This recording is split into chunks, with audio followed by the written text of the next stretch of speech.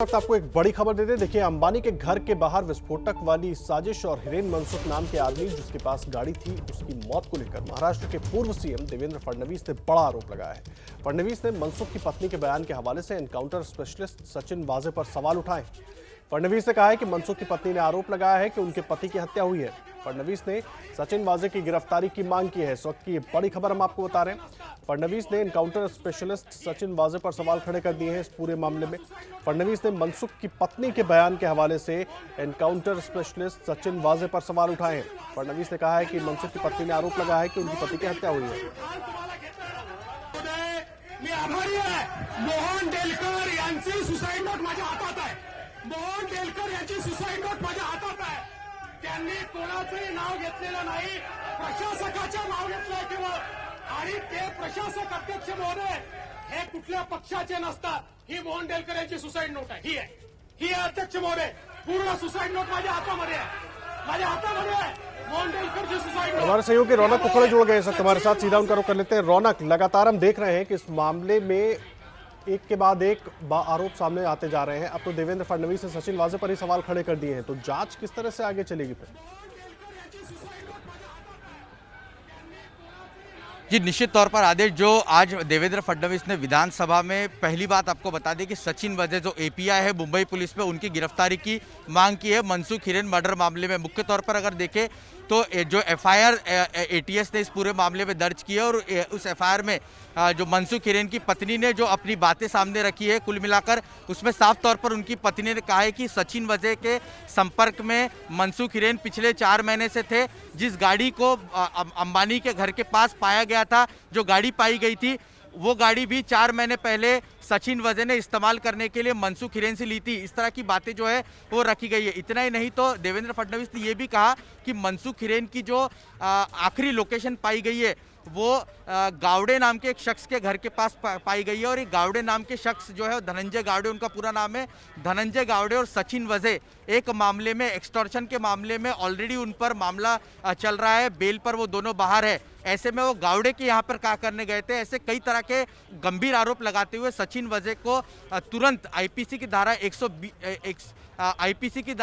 120 के तहत अरेस्ट करने की मांग जो है वो देवेंद्र फडणवीस ने की है। फिलहाल विधानसभा का जो सत्र है वो यहाँ पर हंगामे की वजह से 15-20 मिनट के लिए स्थगित कर दिया गया है। कुल मिलाकर अनिल देशमुख जो महाराष्ट्र के गृह मंत्री है, जब तक इस पूरे मामले पर निवेदन नहीं करेंगे तब तक सदन नहीं चलने दिया जाएगा। इस तरह की भूमिका जो है विपक्ष यहाँ पर लेता हुआ दिख रहा है। आदर्श, आप रहे रौनक हमारे साथ। बड़ी जानकारी रौनक कुकड़े इस वक्त हमारे सहयोगी लगातार दे रहे हैं, वो बड़ी जानकारी हम अपने दर्शकों तक पहुंचा रहे थे। महाराष्ट्र के पूर्व मुख्यमंत्री देवेंद्र फडणवीस ने इस पूरे मामले की जांच करने वाली टीम के ही एक अफसर सचिन वाजे पर सवाल खड़े कर दिए हैं। देखिए, उद्योगपति मुकेश अंबानी के घर के पास विस्फोटक मिलने के मामले में एनआईए ने भी मामले दर्ज कर लिए हैं। एनआईए को जांच सौंपी गई है।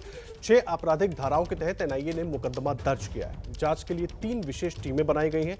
कल ही इस मामले की जांच एनआईए को सौंपी गई थी। ये बड़ी जानकारी हम आपको दे रहे हैं। मुंबई विस्फोटक मामले में एनआईए ने अब केस दर्ज कर लिया है। 6 आपराधिक धाराओं के तहत एनआईए ने केस दर्ज किया है। मेरे सहयोगी ओम प्रकाश तिवारी जुड़ गए हमारे साथ। ओम प्रकाश तिवारी, पूरी जानकारी क्या है?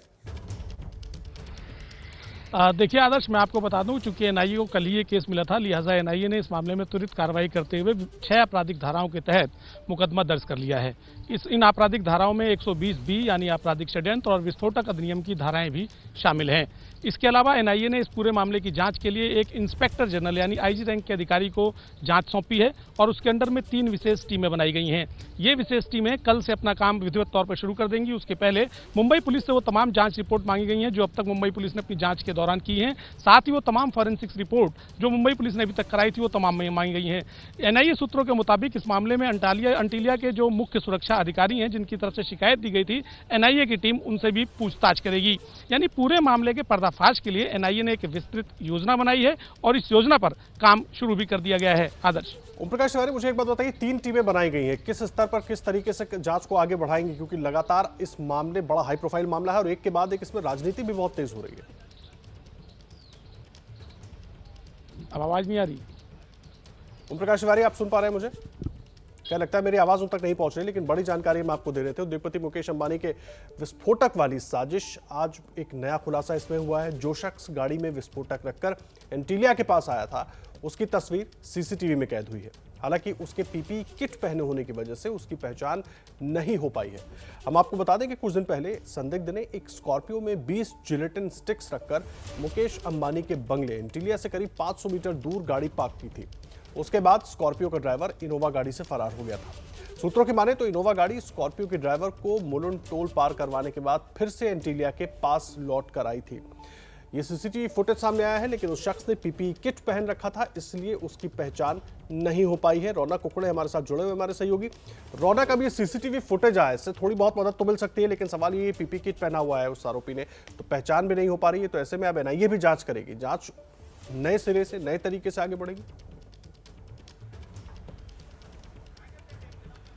जी, निश्चित तौर पर हर तरह की कड़ी जो है यहाँ पर एनआईए अपनी इस जांच में करती हुई दिखाई देगी। हर कड़ी को जोड़ने की कोशिश जो है वो यहाँ पर करती हुई दिखाई देगी। लेकिन सबसे बड़ी बात आदर्श, इसमें जो सवालिया निशान खड़े हो रहे हैं वो मुंबई पुलिस के एक अधिकारी सचिन वजे पर हो रहे हैं। कुल मिलाकर इसके पहले भी देवेंद्र फडणवीस ने विधानसभा में दावा किया था कि सचिन वजे और जो मनसुख हिरेन है, जिनकी हत्या कर दी गई, जो इस पूरे मामले में एक प्रमुख चेहरा अंबानी के केस में सामने निकल कर आ रहे थे, उनकी और सचिन वजे के बीच में पहले से संपर्क जो है वो था। इसका सीडीआर जो उन्होंने विधानसभा में रखा था। तो कुल मिलाकर सचिन वजे इस पूरे मामले में शक के घेरे में दिखाई दे रहे हैं। देखना दिलचस्प होगा कि क्या एनआईए एपीआई सचिन वजे से पूछताछ करेगी, और अगर उन्हें लगता है तो क्या इस मामले में उनकी गिरफ्तारी हो सकती है। मुख्य तौर पर सरकार पर भी जबरदस्त दबाव जो है देखने को मिल रहा है। आदर्श, इस वक्त मुख्यमंत्री उद्धव ठाकरे के कैबिनेट में डिप्टी सीएम के साथ हाई लेवल मीटिंग जो है वो चल रही है, क्योंकि सरकार को इस पूरे मामले पर अभी जवाब देना है। गृह मंत्री अनिल देशमुख थोड़ी देर में विधानसभा में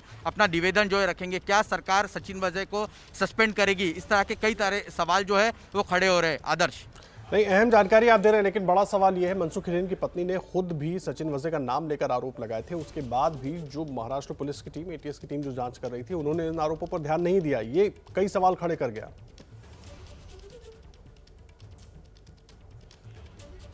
जी, निश्चित तौर पर आदर्श, यही सवाल जो है वो देवेंद्र फडणवीस ने विधानसभा में उठाया। उनका साफ तौर पर कहना है कि मनसुख हिरेन की पत्नी ने जो पुलिस के सामने अपना जवाब दिया है, उसमें साफ तौर पर उन्होंने शक जाहिर किया है कि वजे उनकी पति की आत्महत्या कर सकते हैं। ऐसे इतना गंभीर अगर वो आरोप लगा रही है तो अब तक सचिन वजे पर कार्रवाई क्यों नहीं की गई? यही सवाल जो है वो विपक्ष और देवेंद्र फडणवीस लगातार सरकार से पूछ रहा है। निश्चित तौर पर आदर्श, इस मामले में सरकार दबाव में है, और हो सकता है कि सचिन वजे को लेकर कोई बड़ी कदम जो है वो सरकार यहाँ पर थोड़ी देर बाद उठाती हुई दिखे।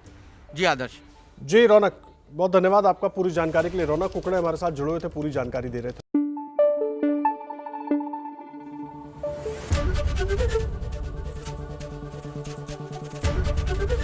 एबीपी न्यूज आपको रखे आगे।